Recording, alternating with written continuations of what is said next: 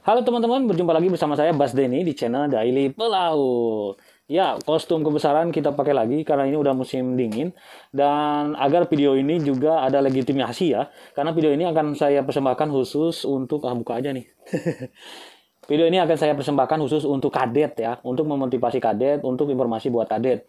Tadinya video malam ini saya ingin ngupload tentang bagaimana cara kita, chief engineer atau engineer, second engineer atau senior engineer di kapal, mencatat di oil record book ya. Karena masih banyak teman-teman yang salah dalam menulis hal ini. Kemudian nanti pada saat PSC atau inspeksi datang ke kapal itu, chief engineer disalahkan gitu ya kan, karena tidak mengetahui hal terupdate atau aturan-aturan terbaru bagaimana cara kita menulis di buku oil record book ini. Oke, tetapi karena barusan banget saya dapat WA dari teman kadet minta informasi tentang informasi lowongan untuk kadet di agen atau perusahaan yang bonafide gitu ya. Dan ketika saya tanya, dia dari sebuah akademi, kemudian nilainya juga bagus guys, 3, berapa gitu nilainya A. Kemudian saya kira pasti bahasa Inggrisnya juga bagus. Kemudian ketika saya tanya dia ada program saluran nggak dari kampus, dia bilang ada, tetapi mungkin karena dia kurang puas dengan apa yang diberikan oleh kampus sehingga pengen nyari sendiri yang lebih gitu. Nah, ini seru banget guys karena bertolak belakang banget dari kebanyakan kadet-kadet yang lain yang memilih ingin jalan pintas ya untuk melakukan ngadet atau ingin jalan pintas segera naik kapal, tetapi teman yang satu ini justru menolak tawaran dari kampus untuk penyaluran dan menginginkan mencari sendiri gitu dengan alasan ingin agar kedepannya itu lebih bagus. Jadi mungkin di bayangannya kadet ini adalah dapat kapal besar, dapat perusahaan bonafide keluar dan sebagainya, sehingga nanti setelah dapat ijazah bisa balik lagi ke sana atau langsung berkarir di kapal luar. Oke, kita mulai sekarang ya. Untuk kadet, pertama yang perlu diperhatikan, hal-hal tadi udah bener banget gitu. Tetapi yang perlu diperhatikan saat ini, menurut saya, saran saya dan saran dari teman-teman yang udah pernah ngadet, kemudian saya juga udah pernah ngadet. Jadi sebelum palang 4, saya juga palang setengah dulu ya, miring dulu. Jadi teman kadet, semuanya lah, bukan hanya teman kadet yang malam ini WA saya. Jadi alangkah baiknya sekarang itu yang dipikirkan bagaimana teman-teman kadet itu cepat lulus aja. Cepat dulu, cepat bahagiain orang tua. Karena orang tua itu lebih banyak orang tua kita kadet itu nggak tahu gitu. Nggak tahu proses pembelajaran, proses menjadi pelaut itu seperti apa gitu. Biasanya orang tua itu hanya tahu kalau kuliah itu maksimal 4 tahun sudah lulus gitu, S1 ya kan. Jadi saya harapkan untuk kadet daripada berlarut-larut lebih dari 4 tahun, lebih dari 5 tahun di kampus, lebih baik segera pikirkan bagaimana caranya cepat lulus gitu.